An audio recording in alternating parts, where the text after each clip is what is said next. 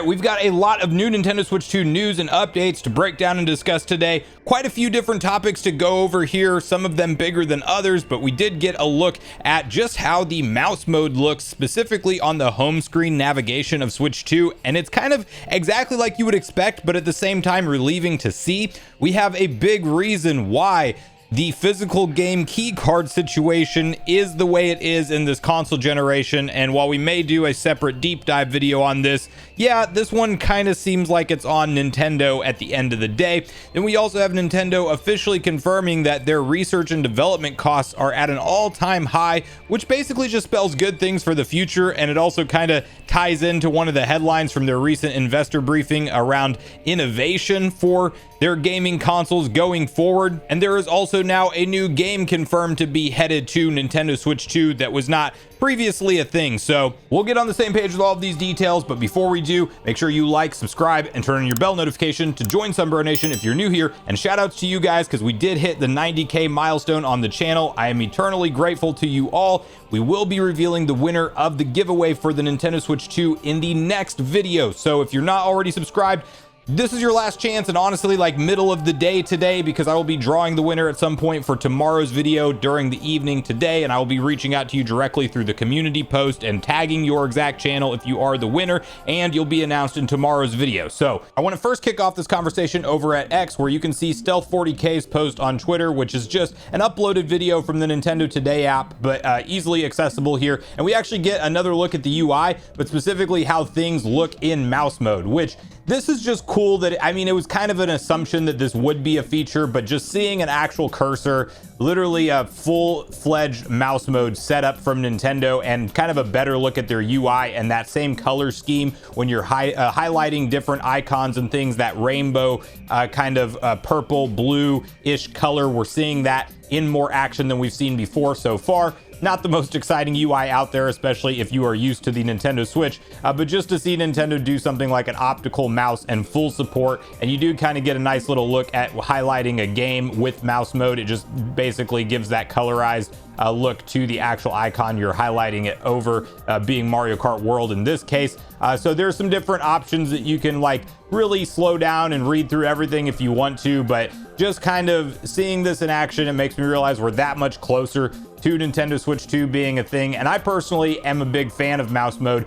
Specifically, I will be checking it out with a game like Metroid Prime 4, because while I'm not super big on mouse and keyboard shooter controls or anything like that, I do definitely pay attention to different ways to play Metroid Prime 4, and I do think that the responsiveness from the sounds of things online and people who have been able to play that game hands-on, it sounds exciting enough to check out. So moving on from there, kind of one of the bigger topics in today's video that we do need to spend some time on has to do with the reason that we are seeing a lot of game key cards in the Nintendo Switch 2 generation. And just to give you a brief recap, in case if you're not fully familiar with what a game key card is, it is still a physical cartridge that you can go pick up at any retailer. However, it does not have the actual contents of the game on the cartridge itself. Rather, it is a reusable and not tied to a specific Nintendo account download code to essentially let you download the file in full. The cartridge does have to be inserted in the console to be able to play the game. You will only need to download the game that initial time, and obviously once it's on your system memory, it's good, unless if you were to delete it, which you might realize could become a problem with the amount of storage that's on the Switch 2, which we might also touch on in a different video. But there's been a lot of confusion around why so many third-party companies are opting to use the physical game key card, because outside of a few third-party games that are confirmed to be full on cartridge, like Cyberpunk 2077 and a handful of others, pretty much everything besides first-party Nintendo games has been announced as a game key card. And there was this idea floating around online that potentially Nintendo was only supplying one type of cartridge, or maybe two, like a very small cartridge and a large 64 gigabyte cartridge as an option to their partners. And now we have some confirmation around this, because there was actually a leak that hit a company that is a partner of Nintendo because of a hack, mind you. So not obtained lawfully or anything like that. This is actually an unfortunate thing that happened, but it did reveal some of the inside information and the questions to what fans have been wanting to know, which is why are we seeing all these physical game key cards, or game key cards rather, as a physical option as opposed to games on the cartridge like we saw in the Switch 1 generation? Well, Necro Felipe over on X has a full breakdown in Portuguese. We are using his translated post, which says, thanks to leaks from Arc System Works, only 3 types of formats have been found to be available for games being planned for the Nintendo Switch 2. You have that digital game DL, or digital game only, 64 gigabyte cartridge with the full game, or Potion, which is what he just outlined, which is the code name for key card format. So once upon a time, we were hopeful that this format would actually eliminate codes in a box altogether. Unfortunately, Split Fiction from EA publishing it confirmed that that's not the case, as that will be a physical code in box option for your Nintendo Switch 2 collection. So you are literally buying a cartridge with a one-time redeemable code. You cannot resell it. And so that's still around in this generation, and we will see it from certain publishers. Then you have the game key card, which again, just a big downside if you're a physical collector, because while you do get the cartridge and you do get box art to look at and that kind of stuff, you're not getting manuals in these things anymore. And over the years, we've been losing some of the appeal of physical games because of day one patches and stuff like that. I recall Brilliant Diamond and Shining Pearl, when they launched on Nintendo Switch, they basically didn't have all of the startup screen finalized and the end game content. Like, that was actually added in a day one patch, and that was very much on my mind when I was buying the physical editions of those games. Like, I'm gonna have to do a day one update from a server, which definitely downgrades the idea that 20 years in the future, if you wanted to just go essentially hook up your Nintendo Switch and enjoy your games, you don't have to worry about checking in with servers. You don't have to worry about anything already being installed on the system or not. You're just having that native gameplay experience that you had all those years ago without any additional hoops to jump through. And the problem with the game key cards is, because that server download is required for the contents of the game, you are in a situation where one day, when the servers are truly just taken offline and discontinued, that key card is all but a dead piece of plastic to you. And I have personally made the decision, while I have been a lifelong physical collector, especially even in the digital era, I've gotten certain things digitally that I maybe wouldn't have opted for before. But Nintendo stuff on the Switch, like third party or first party, I was picking up everything physically still, because all the games were on the cartridges.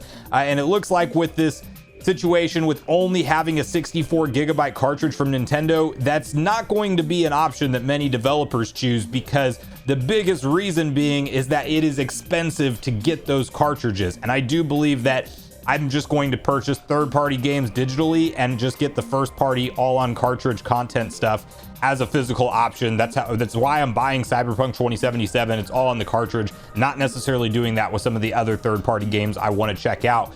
But you have some rumors also floating around online, not super substantiated, but it sounds like maybe something like $16 cost is maybe what these 64 gigabyte cartridges are running from Nintendo. Now, will that price come down in the future, and maybe this having one option for memory, eventually that cost comes down, or they do introduce different memory variants later on in the Switch 2's life cycle? I don't believe that's the case. Nintendo and every other company ultimately wants to see an all digital future. It is much better for them as the company. And I do believe that this is part of just giving one less option to essentially say, hey, this is going to get us closer to the digital future. It's also going to kind of incentivize some of those physical collectors to start to pick up things digitally, because now we've taken away a big upside of owning things physically. And at the end of the day, the developers, if you're looking at an extra $16 cost, or publishers rather as well, plus you got the physical casing itself and the artwork that goes into that, you might be talking 18 to 20 bucks extra off the top, besides what you're sharing with Nintendo on your take home from your game. So the game key card, having probably almost no storage on there, is obviously significantly cheaper than that. And that's where I'm just expecting to see the majority of games land on the Nintendo Switch 2, is on this game key card, unfortunately, which just means third party on Nintendo Switch 2, I'm not going to pick up a ton of games. But we'll see if this changes as the generation goes on. But I do think that things are going to go a little bit more digital for me than I would have expected in this Nintendo Switch 2 generation. And let's just wait until what happens with the PlayStation 6 and whatever Xbox is cooking up next, because I'm expecting maybe the disk drive to just only support previous gen games and it not even be a thing that's included going forward. I do think that that's unfortunately the time that we are in with physical gaming. But from there, I do want to switch to some kind of better news for the future in terms of Nintendo, as they did have their recent financial investor briefing, and there were some highlights from that, one of which came from Go Nintendo, which outlines Nintendo research and development costs hit an all-time high, and they'll climb even higher. And starting down into this article a little bit, according to the latest fiscal report from Nintendo, we know that the company spent 143.79 billion yen on research and development in the fiscal year that just ended. That figure is a record high for Nintendo, coming in roughly 6 billion yen higher than the prior fiscal year. Unfortunately for Nintendo, it's only going to get worse. Nintendo has confirmed that they expect research and development costs to climb even higher in their latest fiscal year, as they forecasted an increase to 155 billion by the end of the fourth quarter. Hopefully Switch 2 ends up being a massive hit, because Nintendo will need to make some bank to keep up with the R&D expenses. And you also have, kind of related to this R&D conversation, is Nintendo explains their approach to Switch 2 features, discusses the platform's innovative aspects, and pledges to create new play experiences for Switch 2 that surprise more than meets the eye.